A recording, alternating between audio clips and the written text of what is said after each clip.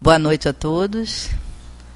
Vamos dar início a mais uma reunião de aprendizado, que possamos abrir nossos corações, nossos ouvidos, nossa mente para essa doutrina que tanto nos desvenda as nossas necessidades espirituais e que tanto bem nos traz.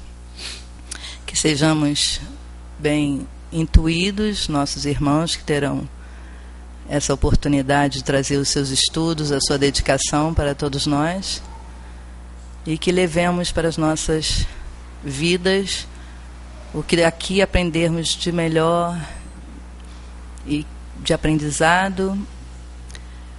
Que Deus nos acompanhe, que Jesus possa estender sobre nós todas as suas bênçãos, que suas palavras, que ainda hoje estão sendo estudadas, estão sendo reveladas, principalmente pelo Espiritismo, que esclarece tudo aquilo que Jesus nos trouxe e que na época não podíamos entender.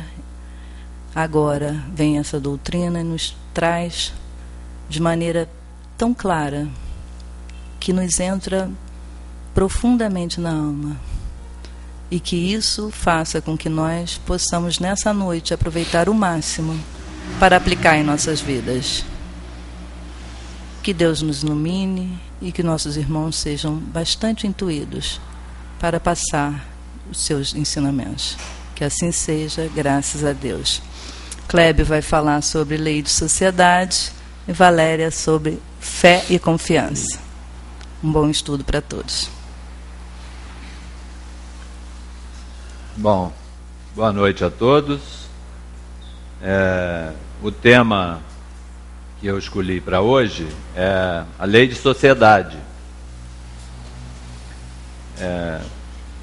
Ela é uma das 10 leis morais, né? E ela a lei de sociedade ela já é, né, é uma lei inclusa na lei natural. Então, a partir do momento que a gente chegou aqui e começou a viver, né, saindo das cavernas de meros coletores e caçadores, e começamos a formar grupos sociais, aí essas leis começaram a entrar em ação, né?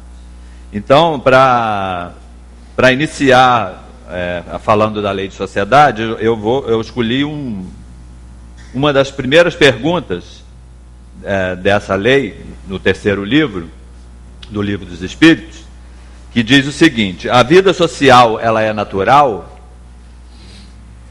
Aí eles respondem que sim, certamente. Deus fez o homem para viver em sociedade.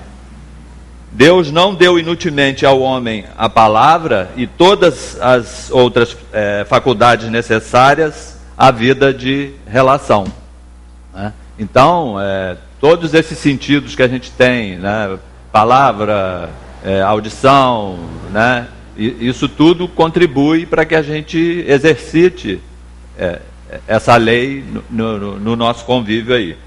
E para a gente entender um pouquinho melhor, né, eu vou falar um pouco vou dar uma pincelada em cada lei, em cada ponto, porque todas, né, assim como tudo na natureza está interligado, essas leis, todas elas têm o seu ponto de confluência e convergência.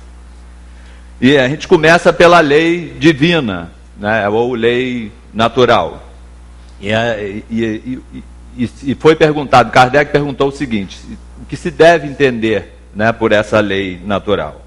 E eles respondem o seguinte: que a lei natural é a lei de Deus, é a única e necessária à felicidade do homem. Ela lhe indica o que ele deve ou não fazer, e ele só se torna infeliz quando dela se afasta, né? E essa lei, né, ela não está escrita em nenhum livro sagrado, né, numa caverna, num monte. Ela está bem próxima de cada um, ela está dentro da consciência de cada um. Então basta que a gente, ao longo da nossa caminhada, né, se empenhe para que a gente possa entrar em contato e cada vez mais conhecer essa lei para que só nos beneficia. E ainda tem mais uma, ainda falando da lei natural, foi perguntado o seguinte: o que essas leis, né, todas elas abrangem? Elas referem-se a algo mais do que a conduta moral? Ela só se refere à nossa conduta moral? E eles dizem o seguinte, que todas as leis da natureza são leis divinas, pois Deus é o autor de todas as coisas. O sábio estuda as leis da matéria, e o homem de bem as da alma e as segue. E ainda pergunta mais uma vez, é dado ao homem aprofundar umas e outras? Sim, mas uma só existência não lhe é suficiente para isso. Aí vem, agora a gente já começa a olhar a reencarnação, né? Que realmente uma vida só é impossível, né? Porque numa pesquisa que fizeram, isso há um tempo atrás, falava-se em 5% que a gente conhecia, os que se preocupavam com isso, que faziam pesquisas, tudo que existe no planeta só era conhecido 5%. Os outros 95% ainda estão aí para vir à tona e passarmos a ter conhecimento sobre ele. Ainda tem mais um detalhe aqui. Entre as leis divinas, umas regulam o movimento e as relações da matéria bruta. São as leis físicas. Seu estudo pertence ao domínio da ciência. As outras concernem especialmente ao homem e as suas relações com Deus e com seus semelhantes. Compreendem as regras da vida, do corpo e da alma. São as leis morais, que é o fato, né, em questão, que eu escolhi uma delas, que é a lei de sociedade. E ainda Kardec faz mais um questionamento nesse sentido aí. Que pensais da divisão da lei natural em 10 partes, compreendendo as leis sobre a adoração, o trabalho, a reprodução, a conservação, a destruição, a sociedade, o progresso, a igualdade, a liberdade e, por fim, a da justiça, amor e caridade. Aí ele responde o seguinte, que essa divisão da lei de Deus em 10 partes tem uma alusão ao decálogo de Moisés, as 10 leis dos 10 mandamentos. Pode segui-la sem que ela tenha, entretanto, nada de absoluto, como não o têm os demais sistemas de classificação, que sempre dependem do ponto de vista sob o qual se considera o assunto. A última lei é a mais importante, e é por ela que o homem pode avançar mais na vida espiritual, porque ela resume todas as outras. Essa última lei é a lei de justiça, amor e caridade, porque é por onde realmente deveria se principiar tudo, né? Tudo deveria ser pautado na justiça, amor e caridade. Agora eu vou dar uma destacadazinha em cada lei. No caso, a primeira lei de adoração é a elevação do pensamento a Deus, né? Ela significa isso. Ela faz parte da lei natural porque é o resultado de um sentimento inato no homem. E depois, logo a seguir, nós temos a lei de trabalho, que é uma consequência da nossa natureza corpórea. É uma expiação e, ao mesmo tempo, um meio de aperfeiçoar a nossa inteligência, desenvolvendo o pensamento que faz com que nos elevemos acima de nós mesmos. Quer dizer que nós nos transcendamos, né? Saiamos desse mundo, elevemos nosso pensamento fora desse mundo físico aqui e projetemos na vida espiritual. E a seguir a gente tem a lei de reprodução, que ela é uma providência divina para a manutenção do mundo corpóreo. As raças foram extintas para que tomássemos o seu lugar. E no futuro acontecerá conosco. Nós sairemos de cena e provavelmente outras virão mais apuradas para tomar o nosso lugar. E logo a seguir nós temos a lei de conservação, que todos devem colaborar nos desígnios da providência. A vida física é necessária ao aperfeiçoamento do espírito, né? A gente só se aperfeiçoa passando por esse momento que a gente está passando aqui no mundo físico. Portanto, a manutenção e o prolongamento da vida corpórea implica numa possibilidade maior de progresso do espírito, né? Isso implica em conservarmos o melhor possível o nosso corpo, para que, se a gente estiver aí fadado a viver aí 90, 100 anos, que a gente chegue lá lúcido, né, e útil ainda, tanto para nós como para os irmãos que estiverem caminhando conosco. E a seguir a gente tem a lei de destruição. É necessário que tudo se destrua para renascer e se regenerar novamente. Porque isso a que chamais destruição não é mais do que a transformação, cujo objetivo é a renovação e o melhoramento dos seres vivos, né? Seres que se desintegram para formar novos seres. A gente olha como destruição, mas isso está dentro de um contexto divino, né, que faz parte, né, desse progresso, né, que é a principal razão por Deus ter criado tudo, é isso, para que tudo vá progredindo e em algum momento chegue à perfeição. E a seguir nós temos a lei de sociedade, que é, no caso, o tema em questão aqui. É onde o homem deve progredir, mas sozinho não pode fazer, porque não possui todas as faculdades. Precisa do contato de outros homens, e no isolamento ele se embrutece e se enfraquece, né? Eu sempre digo isso aqui, que as pessoas que acham que está muito violento, né, que a vida está difícil, eu vou me recluir num mosteiro ou numa caverna, isso não é uma boa ideia, porque a gente vai não retroagir, mas vai ficar estagnado, né? Porque a gente precisa desse contato nosso para que a gente coloque as nossas opiniões, mude nossas opiniões, reformule nossos conceitos, né? É onde a gente vai aparando as arestas que a gente tem, né? Porque a gente é cheio de pontinhas. Aí quando encosta, logo espeta e isso chama atenção e a gente vai caminhando e se modificando.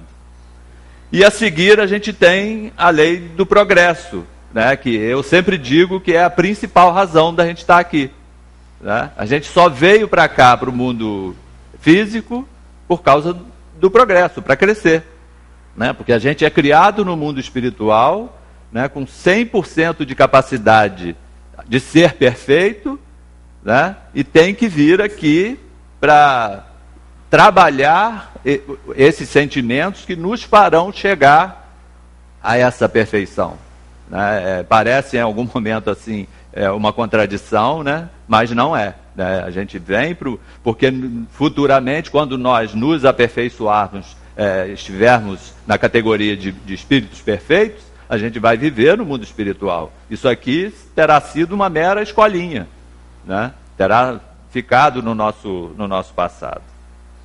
E nessa lei de progresso diz o seguinte, que o homem se desenvolve por si mesmo, naturalmente, de uma forma lenta e gradual. Mas nem todos progridem ao mesmo tempo e da mesma maneira.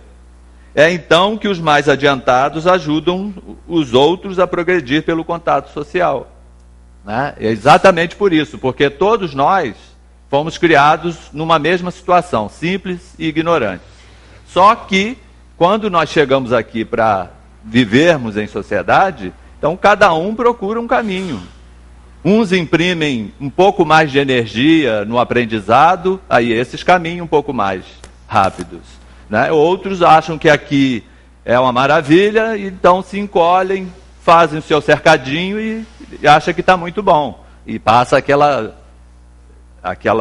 aquele tempo ali que teria para estudar e progredir, ele fica estagnado, enquanto outros vão progredindo. Por isso que neste momento, né, se a gente olhar com calma, né, a sociedade que nos cerca, a gente tem todo o grau de espírito, né, desde o mais intelectualizado ainda ao aborígene ou indígena que corre atrás do seu almoço ainda, levanta de manhã com o objetivo de correr atrás do seu almoço. Né? Enquanto ele está almoçando, o jantar dele está correndo lá e ele sabe que ele vai ter que correr atrás, porque senão ele não come. Né? E já tem outros que não, já estão cheios de aparelhinho na mão, que só apertar 2 botãozinhos e a comida vem na mão dele.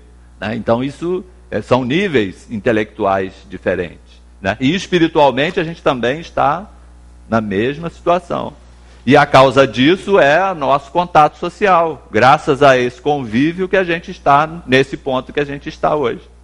Né? Se a gente chegou até aqui, é porque a gente já correu muito lá atrás da nossa comida e hoje, né, a gente já está um pouco melhorzinho, né? Mas longe ainda do objetivo. E temos ainda a lei de igualdade. Todos os homens são submetidos às mesmas leis naturais. Todos nascem com a mesma fragilidade, estão sujeitos às mesmas dores, e o corpo do rico se decompõe tanto como o do pobre. Deus não concedeu, portanto, superioridade natural a nenhum homem, nem pelo nascimento, nem pela morte. Todos são iguais diante dele. Né? Essa é a lei de igualdade. Que essa lei realmente funciona. Né? Na nossa Constituição diz lá que todos, a lei seria igual para todos. Né? Mas só que ela é mais igual para alguns e para outros. Então essa é a nossa lei, que é falha, que vai ter que ser modificada com o tempo. A gente está vendo aí essa onda feroz aí de corrupção, né? Isso, com certeza, isso vai dar em boa coisa no futuro. No momento está um estardalhaço imenso. Mas isso tudo faz parte, né? Que aí entraria na lei de destruição ali, que não seria uma transformação. Vamos botar assim, destruição é muito pesado, né? Muito forte. Mas faz parte desse nosso processo social, né, de convívio social. E, penúltimo, a gente tem a lei de liberdade, né, que é onde o homem exerce seu poder de escolha, e os atos que pratica não são um decreto do destino, né, nada está escrito. Né, tudo depende de escolhas, né, depende da gente. No estado de espírito, pode escolher as provas, né? O nosso livre-arbítrio funciona tanto aqui quanto no nosso estado espiritual. Quando a gente está na erraticidade, a gente escolhe o tipo de prova que vai passar. Não como ela vai ser, mas o tipo. Né? E no estado corpóreo, nós temos essa capacidade de ceder ou resistir aos arrastamentos a que voluntariamente estamos submetidos. Né? A maioria dos arrastamentos que a gente sofre é porque a gente abriu, né, a nossa guarda, né, deixou que a influência viesse até nós, e aí a gente normalmente faz más escolhas. Né? E por último, e por fim, mas não por último, que deveria ser a primeira, seria a lei de justiça, amor e caridade. Que ela, como o Cristo disse, né, que é o querer para os outros aquilo que nós quereríamos que fizessem para nós. Né? Essa é a característica do verdadeiro homem de bem, que pratica a caridade e o amor ao próximo em toda a sua extensão, sem os quais não há verdadeira justiça. Então tudo começa com amor e caridade, para que haja a justiça, né, a seguir.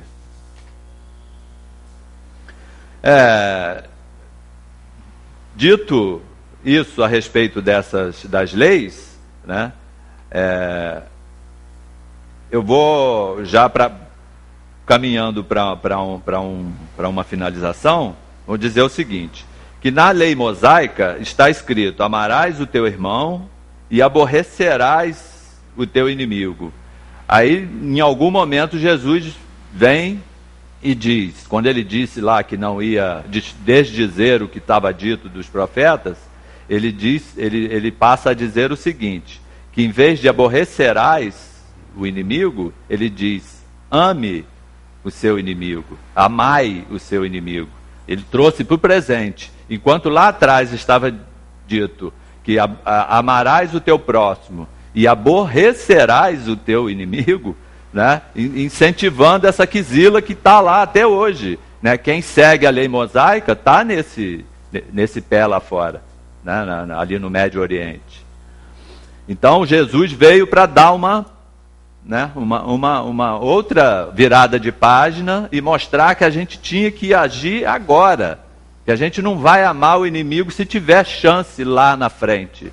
Ele disse: amai o vosso inimigo agora, hoje, né? Para quando a gente chegar na vida futura, a gente estar bem, né? A gente não ter nenhum tipo de contratempo que vá nos prejudicar numa escolha que vá fazer com que a gente venha melhor na próxima, né? Esse era o intuito de Jesus. Falava da vida futura, mas que em vários momentos a gente tinha que agir agora, para que a gente tivesse uma vida futura mais tranquila. Aí tem numa das perguntas do Livro dos Espíritos, nessa lei de amor, justiça e caridade, tem uma passagem de São Vicente de Paulo. Eu escolhi um pedacinho que tem a ver com esse nosso assunto aqui da lei de sociedade. Ele diz o seguinte: não se esqueçam jamais que o espírito, qualquer que seja o seu grau de adiantamento, sua situação como reencarnado ou na erraticidade, está sempre colocado entre um superior, que o guia e o aperfeiçoa, e um inferior, perante o qual tem deveres iguais a cumprir. Iguais como? Iguais ao nosso superior, que nos guia e nos aperfeiçoa. Significa que a gente tem a mesma responsabilidade com o que está, né, caminhando inferior a nós. Como que eu vou saber? Aquele que estiver precisando de ajuda, mais próximo é esse que a gente tem que dedicar a nossa energia, a nossa força, né? Para que tudo evolua, né? Para que tudo caminhe harmoniosamente. Sede, portanto, caridosos, não somente dessa caridade que vos leva a tirar do bolso qualquer quantia que atirais friamente ao que ousa pedir-vos, mas ide ao encontro das misérias ocultas.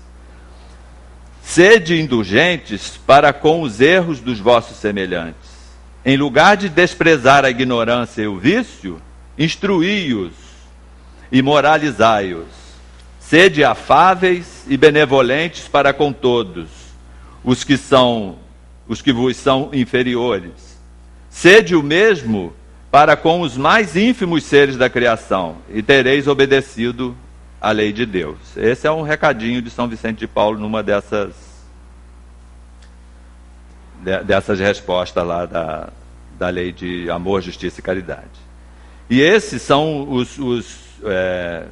os principais requisitos, né, para que a gente tenha, né, um convívio social produtivo, né, e progressivo, né, que a gente possa ser ajudado e também ajudar aqueles que estão caminhando conosco. E nessa lei de sociedade eles falam inclusive da lei da vida de isolamento, né, que eu mencionei lá naquela primeira questão. Eles falam da vida de isolamento e do voto de silêncio. A vida de isolamento, eles dizem o seguinte: os que fogem do mundo para se devotarem ao amparo dos infelizes têm o duplo mérito de se colocarem acima dos prazeres materiais e de fazerem o bem pelo cumprimento da lei do trabalho. Esse é o isolamento louvável, não aquele isolamento de fuga, né? Ir para um mosteiro, ir para uma caverna. Esse aqui é o isolamento da nossa vida de conforto, que a gente vai trabalhar em prol de irmãos menos necessitados. E em relação ao voto de silêncio, que são prescritos por algumas seitas desde a mais alta antiguidade, nós devemos perguntar antes se a palavra é natural e por que Deus nos deu a palavra. Deus condena o abuso e não o uso das faculdades por ele concedidas. Porém, o silêncio é útil porque nele te recolhes, teu espírito se torna mais livre e pode então entrar em comunicação conosco. Isso é uma resposta deles lá. Mas o voto de silêncio, aquele que vai se recluir para um lugar e não vai falar com ninguém, isso é uma tolice, dito por eles. Sem dúvida, os que consideram essas privações voluntárias como atos de virtude têm até boa intenção, mas se enganam por não compreenderem suficientemente as verdadeiras leis de Deus. Aí tem até um acréscimozinho de Kardec, ele diz o seguinte: o voto de silêncio absoluto, da mesma maneira que o voto de isolamento, priva o homem das relações sociais, que lhe podem fornecer as ocasiões de fazer o bem e de cumprir a lei de progresso. Visto essas leis, a gente pode até fazer um gráficozinho aqui rápido, antes de ter uns minutinhos lá, da seguinte forma, né? Isso aqui são as leis, né? As leis morais que nos ladeiam. A gente vai caminhando e a gente parte desse vértice e vai caminhando. Vamos supor que a gente esteja aqui, né? Para não dizer que a gente está no fundo do poço. À medida que a gente vai avançando intelectualmente e moralmente, essas leis elas não vão se afrouxando. Nós é que vamos incorporando elas na nossa consciência, que ela já está na nossa consciência, só que a gente vai aflorando isso, vai tomando consciência dessas leis, aí elas vão como que afrouxando. E à medida que a gente vai avançando em superioridade, elas vão abrindo esse funil. E também vão abrindo a nossa capacidade de escolha, né? O nosso livre-arbítrio também se torna maior. E outro ponto, as nossas responsabilidades também vão se tornando maiores. Aqueles que acham que, morreu, descansou, coitado inocente, não sabe de nada, né? Quanto mais abre, quanto mais a gente avança para o universo, mais responsabilidade a gente tem, né? Não só benefícios, mas também muita responsabilidade. Porque o universo, ele funciona por esse crescimento nosso, né? Com essa participação nossa. Os Espíritos sempre deixaram isso claro, que a gente é coautor, né? A gente ajuda, Deus cria e a gente vai gerenciando, né? Ajuda a gerenciar nesse momento, né? Que tem os Jesus e os mais avançados aí, que já são os gerentes, né, de ponta. Nós estamos caminhando para isso. Então esse gráficozinho aqui, simplíssimo, é só para exemplificar isso, que a gente parte desse ponto zero, né, simplíssimos e ignorantes, para a gente chegar nesse ponto de esclarecimento próprio e de poder que a gente vai adquirir para poder trabalhar em prol do progresso do universo. E agora, para encerrar mesmo, eu vou ler aqui um pedacinho do nosso Evangelho, no capítulo Sede Perfeito,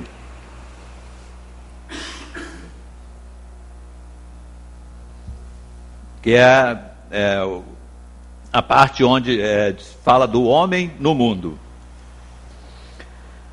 Um espírito de piedade deve sempre animar o coração daqueles que se reúnem sob o olhar de Deus, implorando a assistência dos bons espíritos. Purificai, portanto, os vossos corações. São sempre frases simples, diretas, nada de firula, palavreado difícil, né? Espírito superior tem essa vantagem de lidar com eles. São sempre frases curtas, diretas, direto ao ponto, né? Não consintais que pensamentos fúteis ou mundanos os perturbem. Elevai o vosso espírito para aqueles a quem chamais, a fim de que eles possam, encontrando em vós as disposições favoráveis, lançar em profusão as sementes que devem germinar os vossos corações, para neles produzir os frutos da caridade e da justiça. Está vendo? Não é sentar e ficar, né, numa adoração ali, né, improdutiva, e ficar esperando que vai vir, que não vai acontecer nunca. A gente já está, as religiões aí oferecem isso, prometem isso, e já estão há 2000 anos e nada, né? Não cai nada na mão de ninguém. Por quê? Porque a gente tem que trabalhar para isso. A disposição de crescer tem que partir daqui, de cada um, né? Então vai depender da energia que cada um de nós vai imprimir para que esses espíritos, né, vejam, puxa, ali tem uma terra fértil, vou jogar uma semente. E é assim que vai funcionar, né, que funciona. Não penseis, porém, que ao vos exortar incessantemente a prece e a evocação mental, queiramos levar-vos a viver uma vida mística. Eles mesmos falam isso, não quer ninguém enfiado dentro de templo, de igreja, o tempo todo. Porque tem a vida comum de cada um, tem família para cuidar, tem trabalho, né?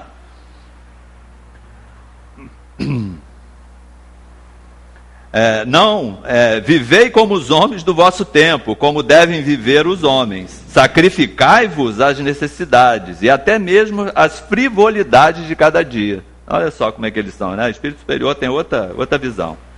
Mas fazei-o com um sentimento de pureza que as possa santificar. Mesmo que sejam coisas frívolas, sempre façamos com amor, com dedicação, né? Sempre pensando no bem do próximo, né? que caminha conosco. Fostes chamados ao contato de espíritos de naturezas diversas, de caracteres antagônicos. Aí que entra, né, a nossa lei de sociedade. Não melindrai a nenhum daqueles com quem vos encontrardes. Estais sempre alegres e contentes, mas com a alegria de uma boa consciência e a ventura do herdeiro do céu, que conta os dias que o aproximam de sua herança. Então, pessoal, esse foi o recadinho de hoje. Agora nós vamos deixar a nossa irmã Valéria ali complementar o recadinho. Muito obrigado. Bom, boa noite a todos. E é muito importante, né, a gente ouvir tudo isso, porque muitas vezes é um desafio, né, a gente conviver em sociedade. E eu acho que a sociedade, que primeiro a gente vem, que a gente está incluído, é a mais difícil, que é a família, né? É a sociedade, ali é um grupo familiar que, né, a gente sabe que tem espíritos que são amigos, outros que nem tanto, mas é o primeiro núcleo onde a gente tem que, eu acho que aprender tudo isso e praticar. Porque é isso aí, a gente vê essas divergências, né, irmãos. Nós somos diferentes, né? Quem tem irmão ou primo, a gente vê, às vezes está ali, são 3, 4 irmãos, recebem a mesma educação, só que são 4 espíritos, são 4 individualidades que têm um nível de aperfeiçoamento. Então a gente está ali, né, tendo que colocar em prática dentro do nosso núcleo familiar, né, que é o lugar onde a gente precisa realmente se reajustar, e são as pessoas adequadas, né, com quem a gente está. Não teve desvio aí da cegonha, ninguém, né, a cegonha não botou ninguém no lugar errado, então está todo mundo aonde a gente está, né, tem que florescer onde a gente é plantado. E o Kleber falando ali realmente, né, que a gente tem que se dedicar, que é uma escolha, né? Na verdade, a vida da gente, ela é feita de escolhas. Então a gente escolhe saber dessas coisas, né? Cada um chega aqui por um motivo, cada um tem a sua história. Como é que chegou no espiritismo? A gente que é da diretoria, ou, né, quem vem nos ouvir, quem vem estudar com a gente, cada um chega pela sua razão, né, tem o seu objetivo, mas são escolhas, porque hoje nós estamos aqui, a gente escolheu vir ao centro, a gente escolheu a doutrina espírita, a gente escolhe estudar, porque é uma doutrina que requer de quem a abraça, de quem a adota, muita responsabilidade, como disse o Clébio, muita dedicação, porque é o estudo, né? Tudo está na nossa consciência, só que nós vamos aprendendo ao longo da nossa caminhada a ler e a praticar essas leis divinas que estão aqui. E para isso, né, a gente precisa ter muita confiança, ter fé. Mas de que fé a gente está falando? Fé na reencarnação? Que tipo de fé é essa? E aí a gente vem aqui, eu separei 2 capítulos do Evangelho para a gente poder estar lendo algumas passagens. O primeiro é a fé que transporta montanhas, né? A gente tem aquela passagem aqui, né, que todo mundo sabe que Jesus estava lá com os apóstolos e chega um homem até Jesus pedindo ajuda, dizendo que o filho, né, estava sofrendo um processo, que o filho era lunático e que o filho sofria um processo que a gente sabe hoje que é a obsessão, que é a influência espiritual. e que pediu aos apóstolos para que curassem o filho dele, e os apóstolos não conseguem. Então, Jesus diz o seguinte: pois em verdade vos digo, se tivesseis a fé do tamanho de um grão de mostarda, diríeis a esta montanha, transporta-te daí para ali, e ela se transportaria, e nada vos seria impossível. Né? E aí agora a gente vem aqui com a explicação aí que a gente tem dessas passagens que os Espíritos nos trouxeram. No sentido próprio, é certo que a confiança nas suas próprias forças torna o homem capaz de executar coisas materiais, que não consegue fazer quem duvida de si. Aqui, porém, unicamente no sentido moral, se devem entender essas palavras. As montanhas que a fé desloca são as dificuldades, as resistências, a má vontade. Em suma, com que se depara da parte do homem, ainda quando se trate das melhores coisas. Os preconceitos da rotina, o interesse material, o egoísmo, a cegueira do fanatismo e as paixões orgulhosas são outras tantas montanhas que barram o caminho a quem trabalha pelo progresso da humanidade. A fé robusta dá a perseverança, a energia e os recursos que fazem se vençam os obstáculos, assim nas pequenas como nas grandes coisas. E é verdade, se a gente primeiro não tem fé na gente mesmo, se a gente não compreende, né, quem nós somos, o que nós estamos fazendo aqui, como disse bem o Kleber, nós somos espíritos, né, espíritos que temos que conviver em sociedade, que temos que evoluir. E, ao mesmo tempo, a gente ajuda também a evolução do nosso planeta, né, com o desenvolvimento da nossa inteligência. Então, é importante a gente crer, né, na gente mesmo. Não, eu realmente posso, porque nós fomos criados para sermos perfeitos. Nós temos que compreender isso. Nós não somos criados para dar errado.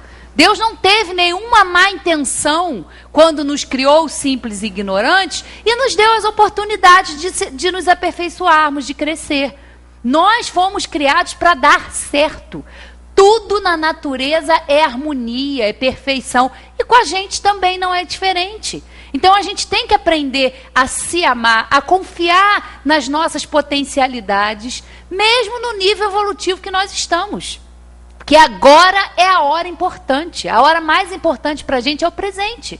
Né? O passado já passou, já tivemos experiências que não foram boas, mas já passou. Não adianta a gente querer ficar vivendo naquele passado, né? E o futuro a gente não sabe como vai ser, né? Então agora, né, o futuro a gente vai saber se a gente atuar agora, nesse momento presente. Então é muito importante a gente ter fé na gente. E claro, com a ajuda valiosíssima da doutrina espírita, usar esses recursos para entender, não, realmente eu tenho dificuldades, eu me assumo como um espírito ainda num nível evolutivo pequeno, inferior, mas eu tenho potencialidades, eu sei que eu posso crescer.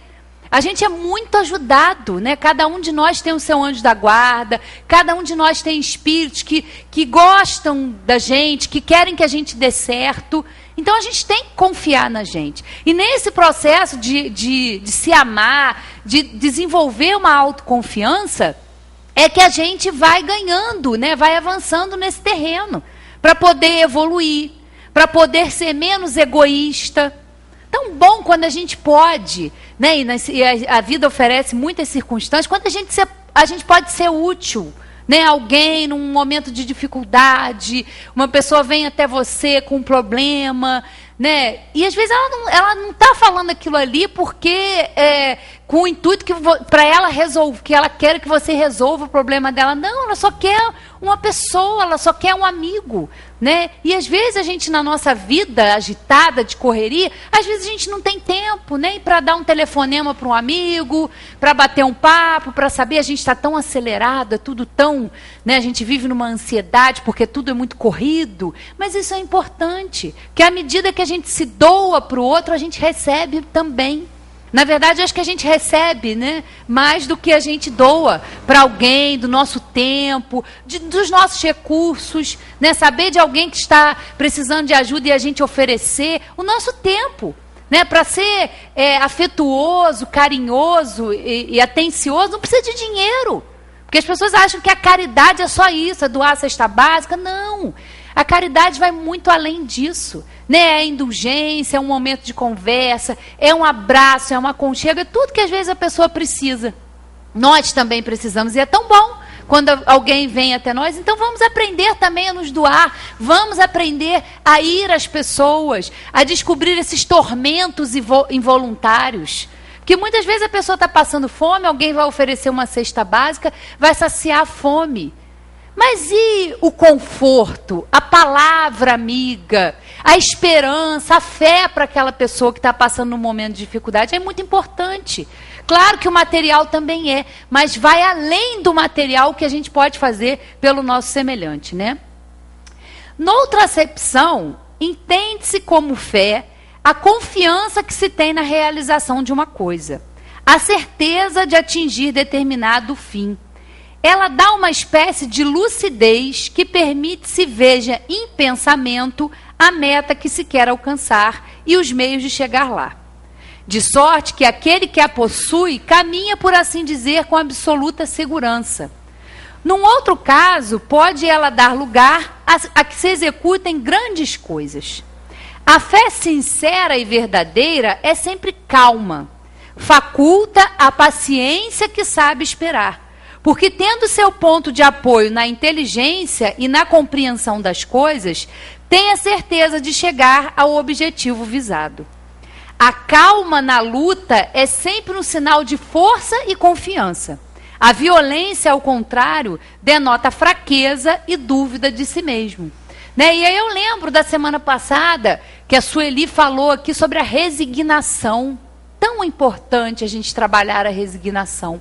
Né? Não é ser resignado, não significa ser passivo, aceitar tudo, sem querer compreender. Né? O Espiritismo nos mostra que nós hoje, né, hoje no presente, as situações que nós estamos passando são consequências de escolhas mal feitas, do nosso livre-arbítrio, que ainda é muito relativo e é relativo à nossa inferioridade. Então, muitas vezes nós fazemos escolhas equivocadas e vamos sofrer as consequências dessas más escolhas, mas sempre com o objetivo de a gente crescer. Né? A gente não sofre, a gente não passa por dor, por aflição, porque é um castigo de Deus, porque Deus quer que a gente sofra. A gente vem para a terra para ficar no mar de lamúrias. Não, não é isso. Esses sofrimentos, essas aflições, são oportunidades que nós temos de nos reajustar perante a lei divina, de nos reajustar perante as pessoas com quem a gente prejudicou, por isso a família, né? Estamos juntos ali, não é por acaso. Então é muito importante que a gente tenha isso, essa resignação, essa fé, essa certeza de que nós estamos passando por tudo que a gente precisa passar. Que não é um castigo, e sim uma grande e bendita oportunidade de aprendizado. Né? Jesus não disse, bem-aventurados os aflitos, bem-aventurados os que choram porque serão consolados. Mas ele estava falando como? E como disse o Kleber, todo o ensinamento de Jesus, ele não estava falando para a vida material, ele falava da vida espiritual.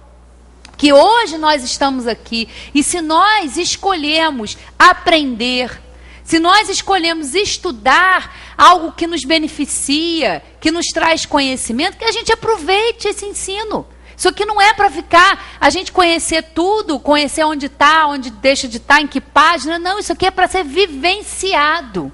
Isso é para ser sentido por nós, no nosso coração, na nossa vida. É nesses momentos realmente que nós vamos buscar através da prece, essa ajuda, e nós sempre vamos receber, sempre. Nós não estamos sozinhos. Deus, no seu infinito amor, na sua infinita sabedoria, nos dá guias, nos dá espíritos que nos orientam, que nos ajudam nessa caminhada, porque sozinho realmente seria muito, muito mais difícil, né? A verdadeira fé se conjuga à humildade.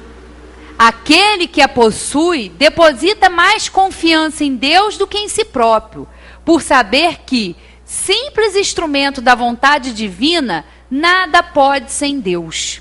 Por essa razão é que os bons espíritos lhe vêm em auxílio. A presunção é menos fé do que orgulho, e o orgulho é sempre castigado cedo ou tarde, pela decepção e pelos malogros que lhe são infligidos. E aí a gente vai para um outro capítulo, que é o capítulo Buscai e Achareis, né? Que é o capítulo 25, isso, do livro do Evangelho segundo o Espiritismo. E a gente vai lá para o item 5, né? Tem aqui um trechinho que está no Evangelho. Pedi e se vos dará, buscai e acharei, batei à porta e se vos abrirá. Porquanto quem pede recebe e quem procura acha, e aquele que bate a porta abrir-se-á. E aí a gente vem aqui para o significado, né, dessa passagem do Evangelho. Do ponto de vista moral, essas palavras de Jesus significam: pedi a luz que vos clareie o caminho e ela vos será dada. Pedi forças para resistirdes ao mal e as tereis. Pedi a assistência dos bons espíritos e eles virão acompanhar-vos. E como o anjo de Tobias vos guiarão. Pedi bons conselhos e eles não vos serão jamais recusados. Batei à nossa porta e ela se vos abrirá. Mas pedi sinceramente, com fé, confiança e fervor. Apresentai-vos com humildade e não com arrogância, sem o que sereis abandonados às vossas próprias forças, e as quedas que derdes serão castigo do vosso orgulho. Tal o sentido das palavras: buscai e achareis, batei e abre-se-vos-á. E é verdade. Só que nós, ainda na nossa maneira equivocada de compreender as coisas, é comum, né, a gente se utilizar dessa expressão: meu Deus, mas quanto mais eu rezo, mais as coisas não acontecem como eu peço, né? Quanto eu mais rezo, mais assombração aparece, né? E quanto eu mais rezo, quanto eu mais quero uma coisa, almejo uma coisa, ela parece que quanto mais eu quero, mais ela foge de mim, mais aquela coisa corre, né, de mim. Mas é isso aqui. Não é o nosso pedido, e muitas vezes, na maioria das vezes, o que a gente deseja muito, né, o que a gente quer muito, o que a gente acha que para a gente vai ser o máximo, é o motivo da nossa queda, é o motivo de escândalo na nossa vida. Porque nós, ainda crianças, não temos muita capacidade de compreender o contexto das coisas. Então a gente pede. E porque o que a gente pede não acontece, ou aquilo não é atendido, a gente acha que é um desgraçado, a gente acha que ninguém está nos ajudando, mas pode ser o motivo da nossa queda. E nós temos um guia espiritual, anjo da guarda, guia protetor, que sabe, ele é superior a nós. Ele sabe o que realmente é necessário para cada um de nós. E as nossas necessidades são sempre atendidas. Mas não são as nossas necessidades, os nossos desejos infantis, não. São as coisas que nos acontecem são as que são necessárias para o nosso crescimento espiritual, para a gente aprender com aquela situação. Não é o que a gente quer, não é um pedido, porque a gente pede, né? A gente faz barganha, a gente faz troca. Eu faço tudo tão direitinho, né? Eu peço a Deus aquilo, quero muito que aquilo aconteça, e aquilo nunca acontece, porque não é para acontecer. Não é para acontecer. Né? E a doutrina espírita, o conhecimento espírita nos faculta isso. Essa tranquilidade, essa resignação. Claro, e não é para isso a gente ficar resignado, não significa inativo, não significa buscar. Claro que tem que ir buscar outros recursos, outras formas de trabalho. As coisas vão acontecendo. Só que precisamos trabalhar, a gente precisa se abrir para isso, né? E aprender a, na hora das nossas preces, primeiramente agradecer. Agradecer, sim, porque a gente tem a oportunidade da existência, a gente tem a família que é necessária, a gente tem o trabalho que é preciso, é ali que a gente tem que estar, é ali que a gente tem que se envolver, e pedir a Deus: Deus, o Senhor mais do que ninguém, sabe do que eu preciso, quais são as minhas reais necessidades, necessidades do espírito, que a gente foca muito, né, no material. Eu quero conseguir um emprego melhor, eu quero ganhar muito mais, eu quero ter casa, eu quero ter carro. E para onde vai isso tudo quando a gente desencarna? Fica aqui. Isso são coisas do mundo que nós temos que utilizar. Né? Temos que utilizar a tecnologia, temos que usar tudo isso, os benefícios da medicina, tudo isso a gente pode utilizar. Só que são recursos materiais. Temos que saber usar o dinheiro, porque quando a gente morre, a gente não leva nada disso. Né? Os bens são os do espírito, são as qualidades ou são os defeitos que a gente tem. Isso vai ficar com a gente eternamente. Então, investir nisso é fundamental. É fantástico a gente poder compreender isso. Que o investimento maior da nossa existência tem que ser esse. Na nossa reforma íntima, no nosso autoconhecimento. E utilizar tudo isso de uma forma... É um usufruto, né? Porque nós estamos utilizando isso aqui agora. Mas não é isso que é o essencial, não é isso que é o mais importante. Né? São as qualidades, os valores que estão no nosso espírito, o que precisa ser trabalhado. Né? É importante a gente compreender isso. Ter fé, ter humildade. Né? Pedir, então, meu Deus, o que é mais necessário para mim? Eu não tenho condições de averiguar, eu não tenho condições de compreender tudo. Então, se essa situação está se apresentando na minha vida, é porque ela é necessária. Eu tenho um grande aprendizado nesse contexto, então que eu saiba, né, ter olhos de ver e ouvidos de ouvir. Por que isso? Né, o que a vida está me ofertando de aprendizado? O que eu tenho que aprender? O que eu tenho que melhorar em mim? Né? Isso é que é importante. Então, a gente sempre, quando pedir, é pedir isso. Meu Deus, me dê uma luz, me conduza no melhor caminho. E com certeza a gente nunca vai estar só, nunca, em nenhuma situação, né? E aí tem uma outra passagem, que é observai os pássaros do céu. Ela é longa, eu vou ler só um trechinho aqui. Ó, observai os pássaros do céu. Não semeiam, não ceifam, nada guardam em celeiros, mas vosso Pai Celestial os alimenta. Não sois muito mais do que eles? E qual dentre vós o que pode, com todos os seus esforços, aumentar de um côvado a sua estatura? Né? A gente não consegue fazer isso. Eu queria ser mais alto. Como é que faz? A gente não faz. Né? Está na nossa genética, já foi determinado e é assim. É essa altura, a gente não consegue, né? E essa passagem é muito interessante, porque a gente observa realmente os pássaros. Eles plantam alguma coisa? Não. Mas estão sempre alimentados. E se os pássaros estão sob a proteção divina, mais ainda nós, né? Que aí nesse desenrolar somos os seres mais aí inteligentes, né? Da criação. Estamos aí sendo trabalhados e chegamos a espírito, né? Nos humanizamos e estamos aqui. E aí vem a explicação dos espíritos. Interpretadas à letra, essas palavras seriam a negação de toda previdência, de todo trabalho e, por conseguinte, de todo progresso. Com semelhante princípio, o homem limitar-se-ia a esperar passivamente.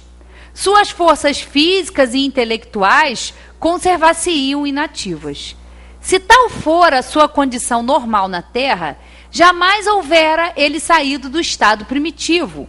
E se dessa condição fizesse ele a sua lei para a atualidade, só lhe caberia viver sem fazer coisa alguma. Não pode ter sido esse o pensamento de Jesus, pois estaria em contradição com o que disse de outras vezes com as próprias leis da natureza. Deus criou o homem sem vestes e sem abrigo, mas deu-lhe a inteligência para fabricá-los. Né? Porque a gente olha, então não vou fazer nada, né? Eu vou ficar sentado esperando que as coisas aconteçam na minha vida. Não. As coisas vão acontecer, mas se nós não caminharmos na direção dessas coisas, as coisas vão ficar do jeito que estão. Nós vamos continuar na nossa zona de conforto. Nós temos que ter vontade, nós temos que fazer esse movimento para ir ao encontro dessas potencialidades que nós temos. Nada cai do céu, nós somos ajudados. Mas se a gente não fizer o nosso trabalho, se a gente não arregaçar as mangas, a gente continua no mesmo lugar, né? A gente fica estacionário. Não se deve, portanto, ver nessas palavras mais do que uma poética alegoria da providência, que nunca deixa ao abandono os que nela confiam, querendo, todavia, que esses, por seu lado, trabalhem. Como disse o Clébio, lei do trabalho, lei do progresso, trabalho não é castigo, trabalho é oportunidade. Ali a gente cresce, a gente se desenvolve. E é claro, o trabalho vai nos levar também a nos moralizarmos, a fazermos melhores escolhas, está tudo interligado. Então nós temos que fazer a nossa parte. Se ela nem sempre acode com um auxílio material, inspira as ideias com que se encontram os meios de sair da dificuldade. Deus conhece as nossas necessidades e a elas provê como for necessário. O homem, porém, insaciável nos seus desejos, nem sempre sabe contentar-se com o que tem. O necessário não lhe basta, reclama o supérfluo. A providência, então, o deixa entregue a si mesmo. Frequentemente, ele se torna infeliz por culpa sua e por haver desatendido a voz que, por intermédio da consciência, o advertia. Nesses casos, Deus fala sofrer as consequências, a fim de que lhe sirvam de lição para o futuro. Então, a gente realmente, é muito importante que a gente tenha na nossa caminhada essa confiança em Deus, que nos criou com o propósito do bem, que nos criou para nós sermos perfeitos. E à medida que a gente vai caminhando, à medida que a gente vai conhecendo, as coisas vão também, né, melhorando na nossa vida, mas nós temos que fazer esse movimento. Não é uma passividade de ficar esperando a ajuda vir do governo, a ajuda vir não sei da onde, a ajuda vir do padre, a ajuda vir do pastor, do presidente do centro. Não adianta, né? Nós temos o conhecimento. E o que cada um de nós vai fazer com esse conhecimento, o quanto nós vamos aplicar na nossa vida, o quanto nós vamos nos dedicar a esse estudo e a essa prática, isso é individual. Mas ajudados nós sempre somos, sempre. Né? Mas muitas vezes o nosso anjo da guarda está ali nos orientando e a gente escolhe um outro caminho. Né? É como um pai e uma mãe aqui na Terra, que tem a tarefa de educar, de dirigir, né? Tem como missão instruir aquele espírito, faz tudo que é possível, mas às vezes aquele filho, aquele seu querido faz uma má escolha, envereda por um caminho equivocado, mas porque ele é livre, né? Nós temos livre-arbítrio, a gente tem sempre que se preocupar com a nossa parte. Infelizmente, às vezes, as pessoas com quem a gente ama, com quem a gente tem a responsabilidade, fazem outras escolhas. Mas a nossa influência, o nosso papel no bem, de dirigir aqueles espíritos, ele está sendo bem feito. Né? Mas somos espíritos, temos livre-arbítrio, né? Antes, durante e depois. Então, que a gente possa sempre realmente escolher esse caminho, né, do investimento no nosso crescimento espiritual, porque é o que mais...